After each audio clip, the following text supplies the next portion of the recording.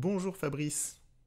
Salut. Oui, je suis un J'étais... peu rincé là parce que Ouais, j'aurais dû me coucher plus tôt. Si j'avais su que Le Pen mourait aujourd'hui, je me serais couché plus tôt hier soir. ça c'est clair.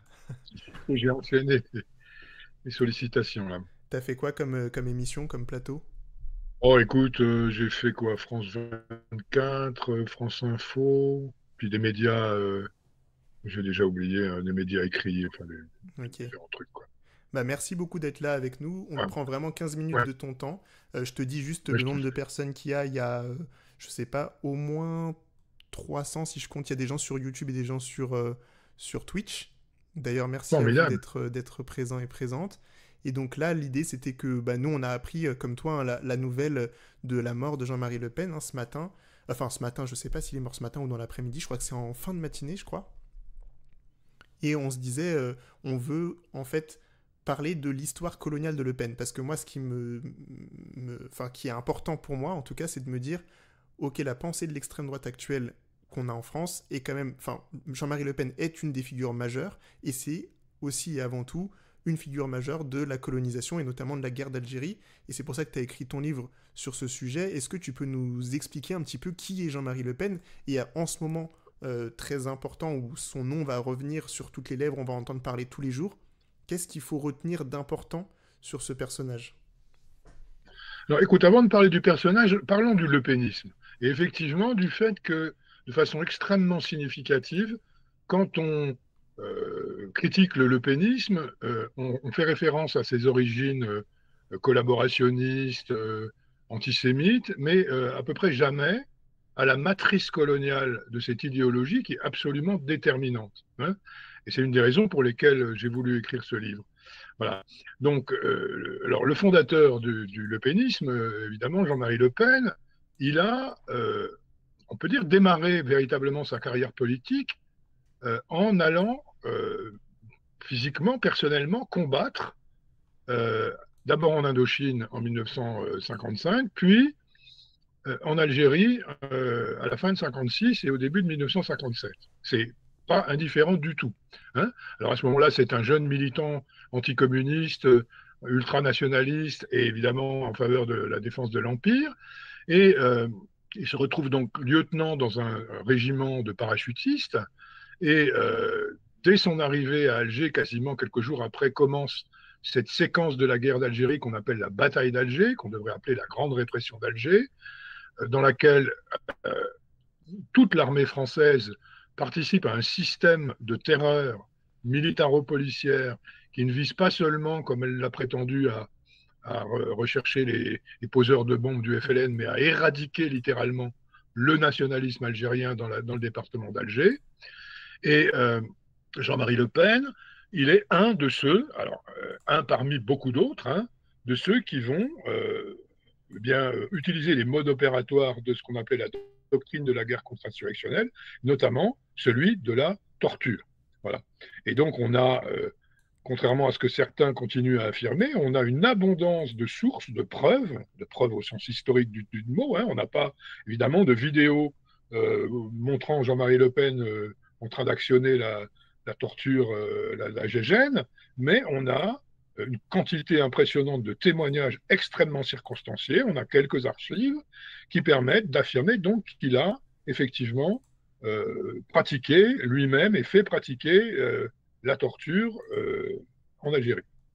Et il y a quelque chose, il y a quelque chose qui me frappe tout le temps, c'est que on parle de Jean-Marie Le Pen et de son lien avec le nazisme, et ça c'est quelque chose qui permet assez rapidement, enfin en tout cas avec les idéologies nazies, on parle de son couteau, on parle de beaucoup de choses qui permettent de jeter une sorte de discrédit sur lui, du discrédit moral sur lui, mais sur la question coloniale, c'est quelque chose qui c'est beaucoup plus dur d'en faire un vecteur de condamnation en fait.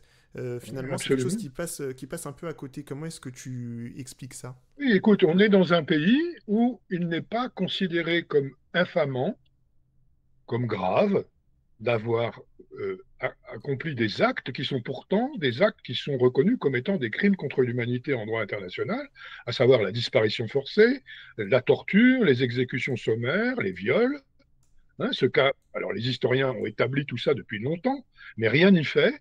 On est dans un pays où la force du déni euh, de notre histoire coloniale est telle que ça passe. Alors, ça passe aussi parce que Jean-Marie Le Pen, il est très loin de représenter la seule force politique qui a participé à ces événements. Hein. Elle a même participé de façon très marginale. Le Parti socialiste de l'époque, la SFIO, les gaullistes de l'époque, eux, ont trempé de façon ont une responsabilité beaucoup plus grande. Hein, et donc, c'est toutes les principales forces politiques françaises qui ont un passé honteux dont elles n'ont jamais fait l'inventaire. Voilà. Et ça explique en grande partie le déni en question. Hein. C'est-à-dire que personne ne souhaite revenir vraiment là-dessus. Voilà. Et donc, on peut passer sous silence, comme le font ceux qui rendent hommage plus ou moins, de façon plus ou moins critique à Jean-Marie Le Pen, mais passer sous silence cet aspect-là de son histoire. On peut élever une statue à Marcel Bijard, autre symbole de la torture coloniale. À Toul, par exemple, il y a une manifestation contre cette statue le 11 janvier prochain. Voilà. Ça, c'était en 2024, c'est arrivé cette année, quoi. C'est complètement Oui, incroyable. bien sûr, on peut faire applaudir l'Algérie française à l'Assemblée nationale, comme ça a été fait en 2022 par le doyen du Rassemblement national de l'Assemblée.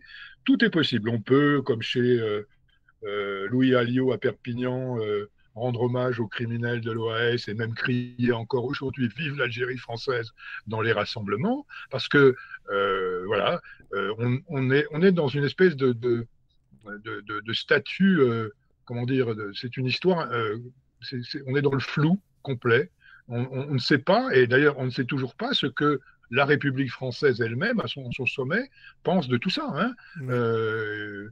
Elle dit une chose, elle dit son contraire. On a rendu récemment hommage au combattant Larbi Ben Midi à l'Élysée, mais en disant qu'on lui rendait hommage qu'il soit coupable ou innocent. C'est-à-dire que le fait d'avoir combattu le colonialisme ne peut toujours pas être reconnu comme quelque chose de légitime, comme une Mm. résistance. Mm. Voilà. Je dis merci au raid. On a un raid qui vient d'arriver, donc c'est plein de gens qui viennent d'être envoyés par un autre streamer, donc qui s'appelle Valeur Anarchiste. Merci beaucoup pour le raid. Bienvenue. On est en train de parler avec Fabrice Risseputi, donc de la mort de Jean-Marie Le Pen, mais aussi et surtout avant tout de quel a été l'impact en fait de Jean-Marie Le Pen sur la pensée aujourd'hui en France, ou de quoi il est le symbole finalement. Toi, tu as écrit un livre sur Jean-Marie Le Pen et la torture, donc sur cette histoire de la guerre d'Algérie, et j'ai envie de savoir en plus de ça. Comment est-ce que le lepénisme dont tu parles, comment est-ce que cette pensée est prise dans cette matrice coloniale a impacté ce qu'on a aujourd'hui qui est le RN? Est-ce qu'il reste des traces finalement de cette, tu vois, de ce point de départ colonial dans ce qu'on a aujourd'hui qui est le RN? Parce qu'il y a des gens qui se disent non mais c'est bon, le parti a évolué, Le Pen finalement il était en disgrâce même aux yeux de certaines personnes du parti, etc. Quel est le lien justement entre tout ça? Est-ce que c'est un sujet qui t'intéresse aussi dans tes recherches? Oui, bien sûr. Alors, de toute évidence, ce qui structure encore l'idéologie qui est en vigueur au Rassemblement national, c'est toujours le racisme. Et c'est toujours le racisme colonial, c'est-à-dire celui qui a été fabriqué à l'époque coloniale, défendu, comme on vient de le dire, par quelqu'un comme Jean-Marie Le Pen, mais ça va bien au-delà du Rassemblement national. Hein. J'ai tweeté tout à l'heure de façon un peu sommaire, Jean-Marie Le Pen est mort, mais le lepénisme est au ministère de l'Intérieur et au ministère de la Justice. Avec C'est-à-dire Darmanin ce et qu'on Retailleau. voit, voilà, cette idéologie dont on parle, qui est née à ce moment-là, comme on vient de le dire, elle triomphe littéralement aujourd'hui, bien au-delà des rangs du Rassemblement national. Hein. Il y a mille façons de le prouver. Hmm. Et, bah, merci déjà, et les gens te disent merci aussi sur le chat. Merci beaucoup pour tout ton travail autour de cette histoire coloniale qu'on a du mal à regarder. Et toi, justement, quand tu as écrit un livre comme Le Pen et la torture, est-ce que ça a été facile d'aborder ce sujet, de trouver les sources? Comment est-ce que tu as construit cette recherche? Parce que je me dis, moi souvent les gens me disent, t'en as pas marre de lire des trucs sur l'esclavage, sur cette violence, etc. Toi, comment est-ce que tu t'es plongé dans la vie d'un personnage comme Jean-Marie Le Pen? Alors, premièrement, moi, je suis historien justement de ces choses-là, malheureusement. C'est-à-dire, je travaille en ce moment sur cette séquence qu'on appelle la Grande Répression d'Alger, donc en particulier sur la disparition forcée. Bon. Donc, c'est un contexte, celui dans lequel a évolué Jean-Marie Le Pen, que je connais bien. Ensuite, en fait, dans mon livre, j'utilise des sources qui avaient déjà été produites par d'autres. Mais j'ai constaté que ça c'était complètement oublié assez récemment en écoutant une émission de France Inter dans laquelle le producteur Philippe Collin disait que Jean-Marie Le Pen n'avait sans doute pas torturé en Algérie. Bon. Ces sources, qu'est-ce que c'est? C'est essentiellement qui ont été collectées dans les années 80 et dans les années 2000 par des journalistes, pas par des historiens, par des journalistes, hein, au moment où ils s'inquiètent en 84 du début de l'ascension de Jean-Marie Le Pen qui est candidat aux élections européennes, puis en 2002 au fait que Jean-Marie Le Pen se retrouve au deuxième tour de l'élection présidentielle. Là, des journalistes français vont à Alger et retrouvent très facilement, hein, il suffisait d'y aller pour les trouver, des gens qui savent ce que Le Pen a fait, qui ont été des témoins et qui ont souvent été des victimes directes, qui ont été torturés ou dont les proches ont été torturés par Jean-Marie Le Pen. Voilà. Et donc, moi, ce que j'ai fait dans mon livre, c'est de rassembler tout ça, parce que ça n'avait jamais été rassemblé. Et donc, voilà, moi, si je suis d'une génération pour laquelle tout ça était parfaitement entendu, parce que j'ai suivi à l'époque ces révélations dans la presse, je pense que pour les générations suivantes, il y avait rien, on trouvait rien de publié sur cette question. Donc, j'ai rassemblé l'intégralité du dossier, et puis, avec ma pratique d'historien, j'ai contextualisé tout ça, j'ai même cartographié les agissements de Le Pen à Alger, etc. Et puis, aussi d'aborder un peu ces questions donc de la matrice coloniale du pénisme. Il y avait une question dans le chat des gens qui demandaient est-ce que la vie politique de Jean-Marie Le Pen commence en Algérie? Alors, pas exactement, mais c'est là. Alors, bon, Le Pen, il se fait élire député poujadiste hein, dans un mouvement, disons, qu'on appellerait aujourd'hui populiste d'extrême droite en 1956. Mais ce qu'il fait politiquement dans les années 50, 60 et 70, c'est qu'il fait sortir l'extrême droite de l'infamie qui était la sienne depuis 1944. Hein. L'extrême droite française, les fascistes français, ils sont frappés au sceau de l'infamie d'avoir été des collabos, des nazis, des antisémites. Bon, ils peuvent plus se montrer. Hein, en exagérant un peu, on va dire ça comme ça. Ce que fait Jean-Marie Le Pen, c'est qu'il utilise, alors il n'est pas tout seul, hein, mais la défense de l'Algérie française, c'est ce qui leur permet de se refaire une santé politique, hein, de réactionner à un nationalisme raciste. Mais cette fois, en changeant de bouc émissaire. Hein, et ça va se faire progressivement après la création du Front National en 72, on va substituer aux Juifs apatrides, qui étaient l'ennemi intérieur, le bouc émissaire principal de l'extrême droite française, publiquement, on va mettre une sourdine sur cet aspect-là, même si bien sûr l'antisémitisme ne disparaît pas du tout. Hein, et d'ailleurs, Le Pen se chargera de le rappeler en faisant un certain nombre de provocations bien connues. Mais on va substituer à ce juif apatride, comme on disait, l'immigré arabe musulman. Hein. C'est ça que réussit le Front National, et c'est comme ça que ce fascisme à la française qu'on appelle le lepénisme, eh bien, connaît des succès électoraux et diffuse une idéologie dont nous voyons aujourd'hui, je répète, le triomphe littéralement. Hein. Ouais. La théorie du grand remplacement, l'argumentaire et le programme Le Pénis qui sont aujourd'hui représentés, y compris au gouvernement français, hein, par exemple par Retailleau et Darmanin. Et j'ai une question encore du chat qui demandait peut-il expliquer rapidement ce qu'on appelle la disparition forcée? Et après, j'aurais une question sur Darmanin aussi. D'accord. Alors, la disparition forcée, c'est depuis une vingtaine d'années défini juridiquement en droit international comme un crime contre l'humanité à partir de son observation principalement dans les dictatures d'Amérique latine, en Argentine, au Chili, etc. C'est le fait pour un groupe militarisé d'enlever des gens pour des raisons politiques et de les faire littéralement disparaître, alors pas forcément physiquement, mais de les faire disparaître aux yeux de leurs proches. C'est-à-dire qu'on enlève des gens, on ne dit pas pourquoi, on ne dit pas où on les emmène et on n'en entend plus parler. Ça a été constaté massivement, notamment en Argentine, hein, c'est connu. Bon.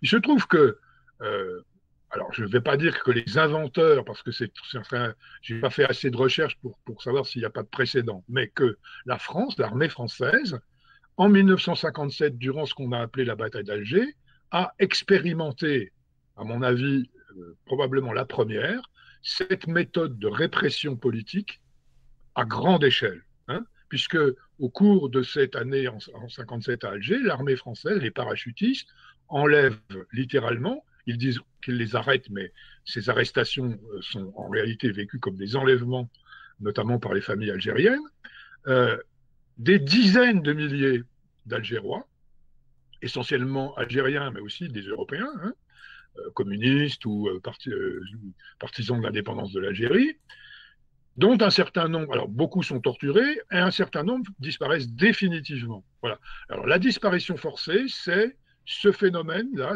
cet mode opératoire, cette arme de répression politique qui va connaître un succès énorme. Et comment ne pas évoquer ce qui se passe en Syrie aujourd'hui, puisqu'on voit, alors que le régime de Bachar el-Assad et celui de son père, pendant 50 ans, ont pratiqué ce mode opératoire à tel point qu'aujourd'hui, on estime qu'il y a des centaines de familles, des centaines de milliers de familles syriennes qui sont à la recherche d'un disparu, hein, et qu'aujourd'hui, à Damas et dans toutes les villes de Syrie, on voit des affichettes sur les murs de familles qui recherchent quelqu'un qui a été enlevé, parfois il y a 50 ans, hein, ou 20 ans, ou bon, etc. Voilà, c'est ça la disparition forcée. Ben, merci beaucoup, Fabrice. Je te prends encore 2 minutes avant de te laisser enchaîner avec les autres actus que tu vas avoir. Mais je me posais la question par rapport à Darmanin ou Retailleau. Tu vois que tu disais qu'ils sont aujourd'hui les relais du lepénisme.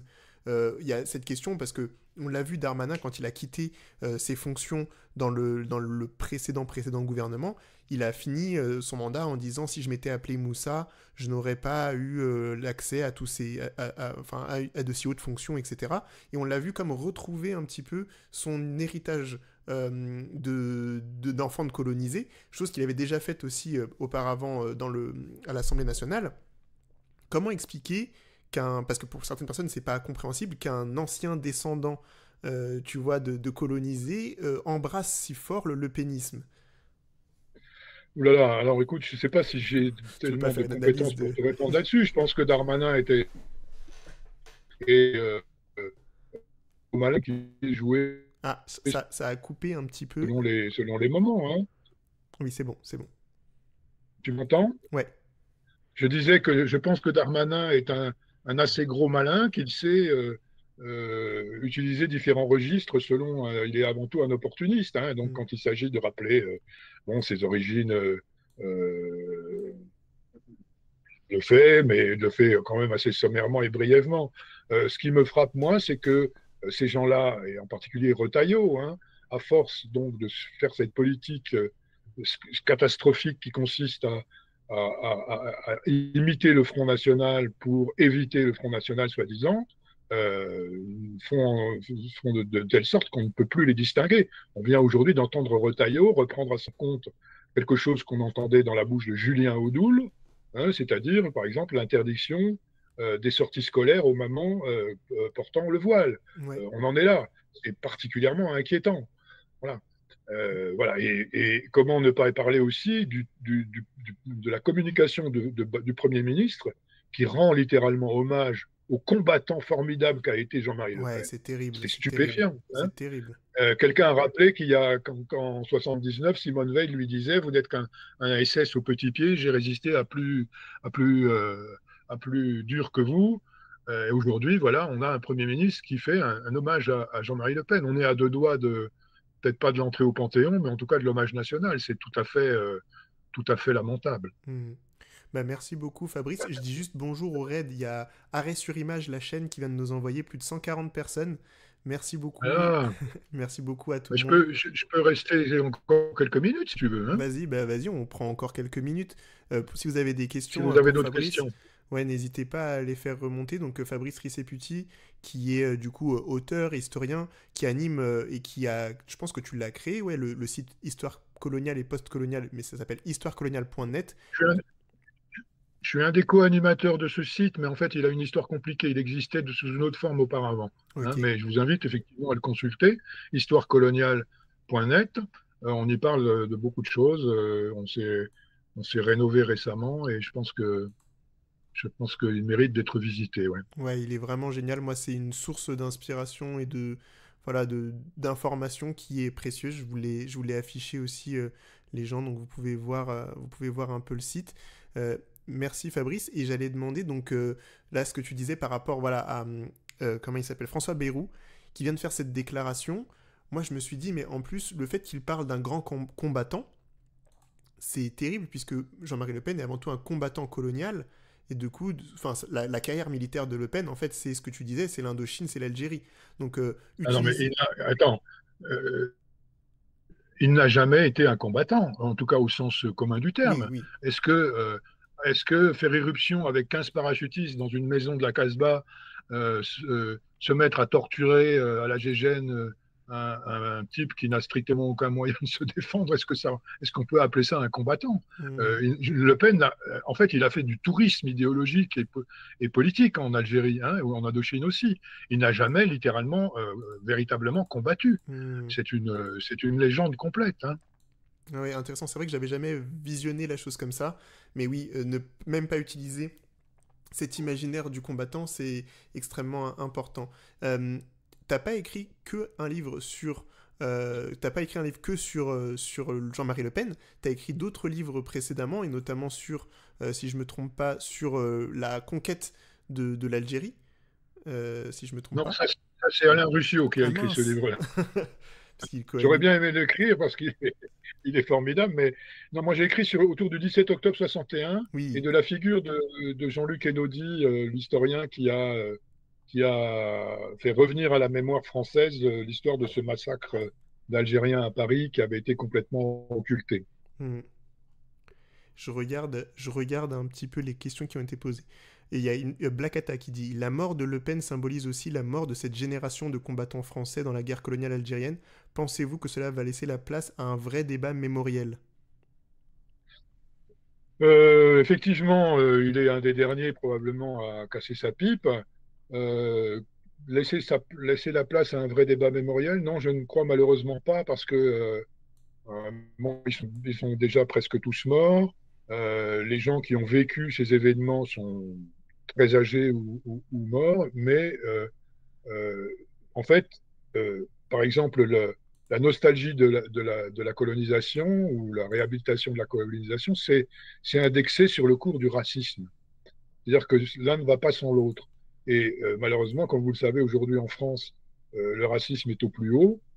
Et on voit chez des jeunes, moi je le vois sur les réseaux sociaux, hein, dans la fachosphère, on voit reprendre un argumentaire qui était celui des pieds noirs rapatriés dans les années 60,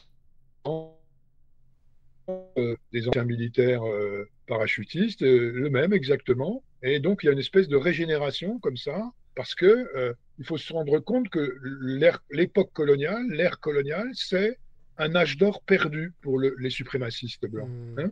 C'est un âge d'or euh, qui est perdu et qui suscite de la nostalgie, de l'admiration, etc.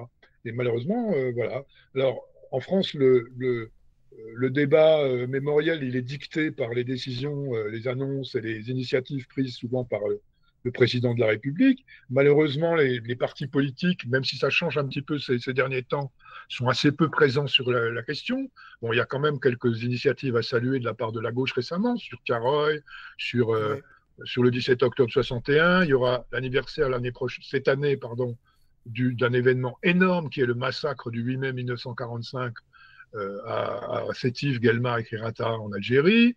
Bon, mais du côté des autorités, il n'y a rien à attendre de bon dans les mois qui viennent, parce que on a un gouvernement qui est plus proche de l'extrême droite que jamais et qui va, à mon avis, au contraire, initier des initiatives visant à réhabiliter l'histoire coloniale. Hein. Ouais. Quelque chose qui ressemblera peut-être à ce qui a été fait en 2005, qui prétendait obliger les enseignants à enseigner les aspects positifs de la colonisation, qui a heureusement été abrogé après beaucoup de protestations. Je crois on est en pleine régression de ce point de vue-là. Hein. Même si dans la société française, l'endroit où nous sommes ce soir le démontre. Il y a des forces vives et intéressantes qui poussent dans l'autre sens, mais la partie est très loin d'être gagnée, hein. Ouais. Il y avait une question de Alex Gomme qui disait est-ce que aujourd'hui tu as eu des réactions de médias gênantes quand tu as intervenu dans des médias qui ont tenté de relativiser le passé colonial de torture et de fascisme de Jean-Marie Le Pen, ou est-ce que les gens sont plutôt à l'aise pour en parler? Non, écoute, bon, d'abord, j'ai pas fait tant de médias que ça, hein. Tout à l'heure, j'ai dit ça pour me plaindre un petit peu et faire savoir que j'étais un peu fatigué. Mais en réalité, les grands médias vont rester. Quand j'ai sorti mon bouquin, les très grands médias n'ont pas bronché. Ils vont pas le faire non plus là. Je veux dire, on va passer sous silence tout ça, hein. On voit bien que je crois, alors je regarde pas les chaînes d'infos, hein, mais j'imagine qu'on a peu parlé de la chaîne des activités tortionnaires de Le Pen sur BFM ou sur CNews. Euh, non, alors non, j'ai pas eu de réaction de ce type. Et puis du côté du Rassemblement national, on s'est bien gardé de la moindre réaction parce qu'on n'a pas intérêt du tout quand même à revenir sur cet aspect-là de la vie du fondateur du mouvement, hein. Hmm. Et j'ai une dernière question, c'est par rapport j'ai un trou de mémoire sur son nom d'un seul coup. Il y a un historien dont on nous parle tout le temps, qui est un historien qui est plutôt un liottésien, tu sais, qui a sa petite moustache là et qui prône, enfin qui reprend beaucoup l'argumentaire colonial. Attends, comment il Ben, s'appelle? c'est le conseiller d'Éric Zemmour. C'est son nom, tu te rappelles de son nom ou pas? Oui, attends, il m'échappe aussi, hein. Ah oui, oui, je vois bien. C'est le conseiller historique d'Éric Zemmour. Alors, je sais pas si c'est. Je sais pas, je savais pas qu'il était lié, mais il a sa petite moustache. Je pense que les gens du chat pourront nous le Oui, dire oui, oui. en commentaire. Et qui reprend beaucoup, justement, cette logique et cette rhétorique de l'extrême droite coloniale, enfin de la pensée coloniale, et qui essaie de la réhabiliter. Il a toujours son petit costume et tout. Il s'habille vraiment comme un colon. Et lui, j'ai remarqué que beaucoup d'influenceurs d'extrême droite aujourd'hui, c'est Lugan. Voilà, Bernard Lugan. Merci, Voilà. Nishino. Oui, oui, oui. Merci beaucoup. Euh, Alors, Bernard Lugan, d'abord, il faut commencer à dire qu'aucun historien ne le prend au sérieux, hein. C'est quelqu'un qui est d'abord un ultra-raciste, qui était, par exemple, un grand supporter du régime de l'apartheid sud-africain. Étrangement, il fait une carrière extraordinaire au Maroc. Il est invité dans toutes les universités marocaines parce qu'il fait de la lèche au pouvoir marocain sur la question du Sahara, etc. Mais c'est un clown, hein, c'est un clown, mais effectivement, il a une audience très importante dans la fachosphère. Et alors lui, c'est un négateur pur et simple des crimes, par exemple, hein. Le 17 octobre 61, il ne s'est rien passé à Paris. J'en passe, c'est des meilleurs, hein. Tout à fait, Bernard Lugan. Ouais. Bon, espérons que sa pensée ne monte pas et qu'on entende plus de Fabrice Riceputi et qu'on découvre plus ton travail. Je vais le mettre encore une dernière fois à l'image pour celles et ceux qui viennent d'arriver. Du coup, histoire coloniale et post-coloniale, enfin histoirecoloniale.net entre autres, hein, y a pas que ça, mais c'est un des sites sur lesquels tu interviens beaucoup, et ton livre qui sera dispo en librairie le 19 janvier, enfin qui est dispo depuis le 19 janvier 2024, Le Pen et la torture, Fabrice Riceputi, Alger 1957, l'histoire contre l'oubli, et ton travail sur tout ce qui s'est passé, tous les différents crimes de guerre, enfin crimes de guerre, tous les différents crimes tout court, qui ont eu lieu pendant la répression d'Algérie, comme tu le dis. Est-ce que tu aurais une dernière, peut-être un dernier... Je vois qu'il y a plein de gens qui posent des questions, mais il y en a tellement. Ah, attends, je regarde, j'essaie de te poser une dernière question Allez, dans le chat. encore deux questions. Vas-y, encore deux questions, après on te laisse dormir. euh, Alice qui demande ce que l'on arrive à remettre en lumière sur Le Pen père aura-t-il un impact sur les militants RN? Lors des reportages sur eux, ils paraissent bien ignorants de l'histoire de leur propre parti. Alors, en fait, des révélations fracassantes sur le passé tortionnaire de Le Pen, je répète, il y en a depuis les années 80. Alors, il n'y en a pas eu ces 20 dernières années, hein, mais il y en a eu beaucoup. Ça n'a jamais, à ma connaissance, eu la moindre influence sur l'électorat déjà lepénisé, hein. Alors, il y en a pour le noyau dur, avoir torturé les Algériens, c'est pas du tout infamant, bien au contraire, hein. Et puis pour d'autres, eh bien, ils sont sensibles aux discours qui disent mais non, c'est pas vrai, il n'y a pas de preuves. Puis c'était la guerre, et puis le FLN aussi, il a commis des atrocités, etc. Voilà, donc je pense pas du tout que ça puisse avoir une influence de ce type. Non. Hmm. autre question, du coup la dernière, question par Megazord Jaune qui disait: qu'en est-il de la pensée décoloniale en Algérie et des Algériens? Alors je sais pas si toi tu pourras répondre Oui, à oui, cette oui. question, mais c'est complexe. Bah, écoute, a priori, comment dire, les Algériens, ils savent tous très bien d'où ils viennent, ce qu'ils ont vécu et ce qu'a été la colonisation, quelle guerre terrible il a fallu mener pour se libérer de la nuit coloniale.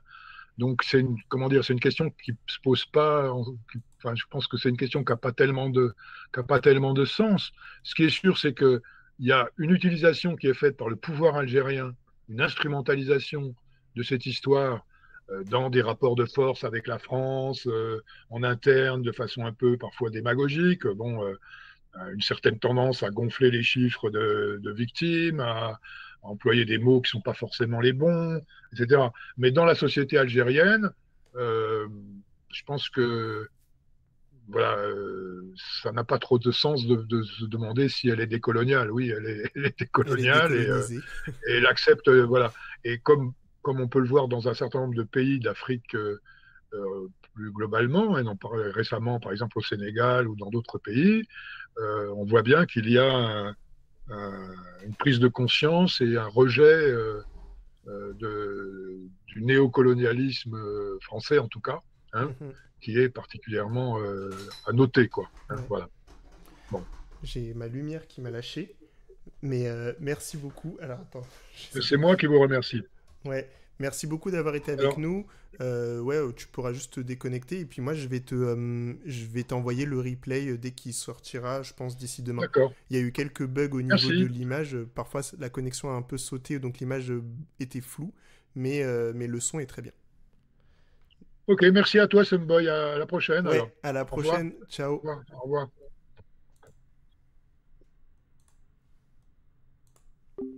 Hop là. Ben merci tout le monde.